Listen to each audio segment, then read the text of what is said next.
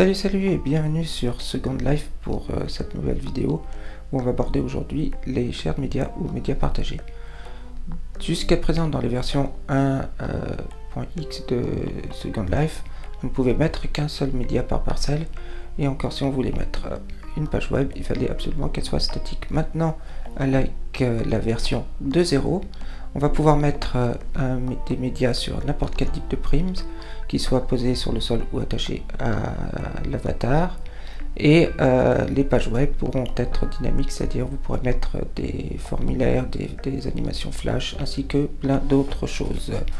Pour illustrer ces shared media, je vais aller vers ce cube que j'ai préparé. Vous remarquerez que je l'ai rendu lumineux, ça c'est un conseil qu'on m'a donné pour les shared media. Donc je clique droit et je sélectionne éditer. Je vais dans l'onglet texture, j'y suis déjà, c'est fantastique. Je vais sélectionner une face. Si je ne sélectionne pas de face, le média apparaîtra sur tout le cube. Je vais en bas à la partie média, le petit plus, et je vais rentrer la page d'accueil de mon média.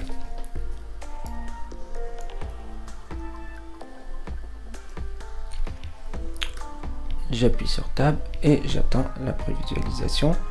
En dessous, j'ai quelques options, zoom automatique pour pouvoir zoomer directement sur l'objet dès qu'il est lancé. Et puis d'autres options de lecture, auto, mise à l'échelle, ici personnaliser les contrôles qui s'affichent au-dessus du média, personnaliser les permissions et quelques options de sécurité. Je vais cliquer sur OK, je vais fermer ma fenêtre de construction et voilà ma page web qui s'affiche. Vous voyez, il y a le contrôle qui s'affiche juste au-dessus, donc un contrôle de navigateur web classique avec la page d'accueil, si je veux bien rester, voilà, le bouton pour recharger, le champ pour l'URL. Ici, ça me permet de zoomer, voilà, vous voyez l'effet vous-même. Ici, un bouton pour aller vers le navigateur, envoyer l'URL pardon vers un navigateur externe. Bouton aller en avant et en arrière. On va faire un petit exemple, un petit test d'interactivité et je vais faire une recherche sur le Wikipédia. Hop, la caméra, merci. Voilà. Je mets donc dans le champ de recherche et je tape.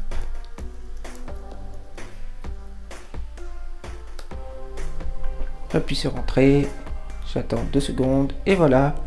Donc vous voyez, j'ai pu faire ma recherche.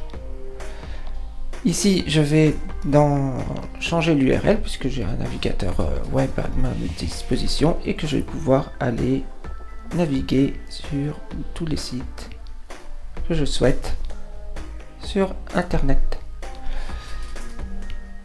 On va passer sur une autre face pour tester avec un autre type de média. Je vais donc rééditer, sélectionner ma face. Cette fois-ci c'est sélection de face obligatoire parce que sinon je ne peux pas mettre de média puisque j'ai déjà mis un autre média sur une autre face. Je sélectionne donc la face, je clique sur le plus pour ajouter un média, je colle l'URL, OK, et je ferme ma fenêtre de construction et il ne me reste plus qu'à attendre. Vous voyez, il s'agit d'une vidéo, donc si les contrôles veulent bien rester, ça serait sympa. Voilà, on y est arrivé. Il s'agit donc d'une vidéo, donc les contrôles s'adaptent en conséquence pour les médias audio et vidéo. Vous avez d'autres contrôles qui sont accessibles en haut et à droite de la fenêtre. Ils ne sont pas très bien visibles actuellement à cause d'un petit problème de traduction française. La chaîne devient trop longue. Et donc là, vous pouvez tout arrêter, tout lancer les médias, afficher la fenêtre de préférence du client concernant les médias. Vous avez également ici moins ou plus pour afficher plus la liste des médias à proximité, éventuellement zoomer sur les médias en cours que vous sélectionnez et les lancer ou les arrêter un par un. Et les contrôles s'adaptent également de la même façon. S'il y a du son, par exemple pour les médias vidéo, il y a une petite réglette de son. Une page web, la réglette de son disparaît. Voilà pour ce qu'on peut dire un peu pour dégrossir l'utilisation de ces médias partagés. Il ne vous reste plus qu'à vous gratter la tête pour trouver plein d'autres solutions pour pouvoir les utiliser. Et moi, je vous souhaite une bonne seconde vie et je vous dis à bientôt pour un nouveau tuto. Salut!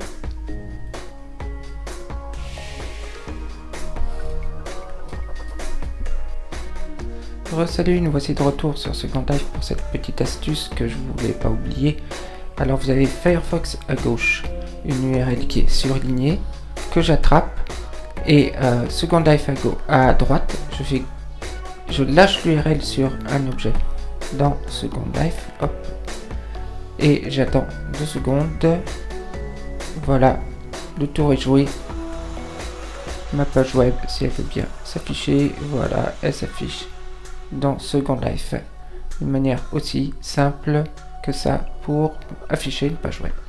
Voilà, et maintenant cette fois-ci c'est définitif. À bientôt, salut pour à bientôt pour un nouveau tuto. Salut.